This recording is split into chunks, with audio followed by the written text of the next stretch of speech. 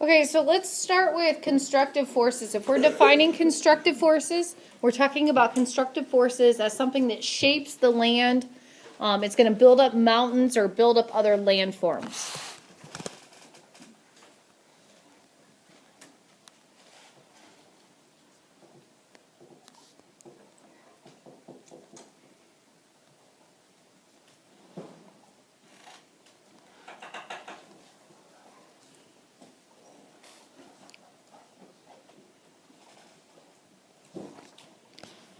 Our primary examples, we have deposition.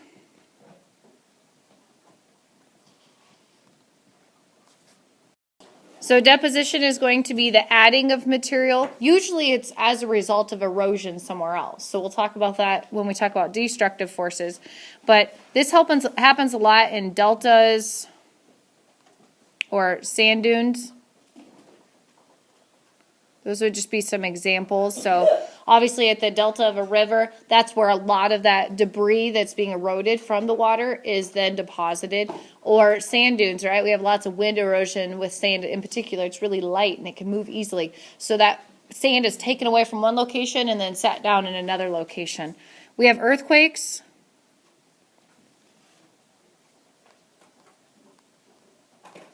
Volcanoes. And then faults or plate tectonics.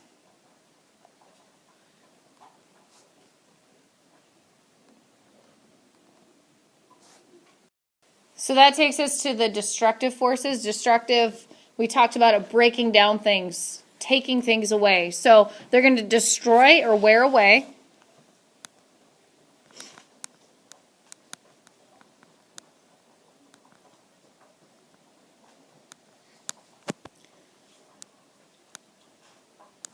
The land, and this is going to be through processes like erosion or weathering. So we have some examples of those: erosion,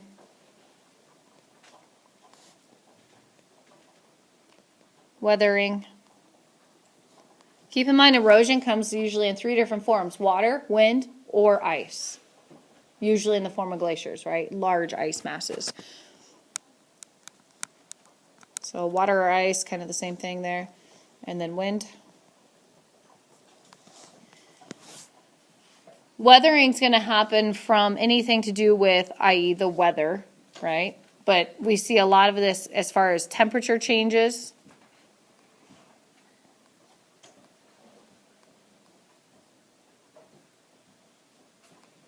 Extremes like tornadoes or tsunamis.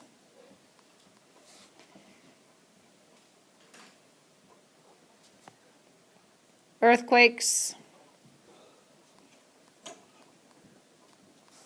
volcanoes,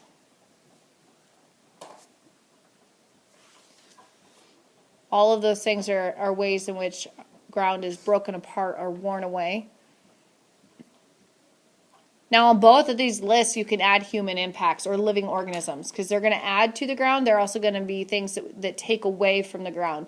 So just even thinking about examples like the lake at Dyke. That's a new lake. It's pretty new in the context of even your guys' lives. It's only been there, I think, 3 or 4 years, maybe 5 years. And then what they've done at that lake is they've put little land masses out there, little peninsula-shaped docks for people to be able to walk out on. Well, that's a prime example of how they took ground out to make the lake and then added ground back in to be able to form those docks. So we'll talk a lot, especially in our science, about the implications that humans have on the earth and the things that the earth provides us and then the things that we take from the earth.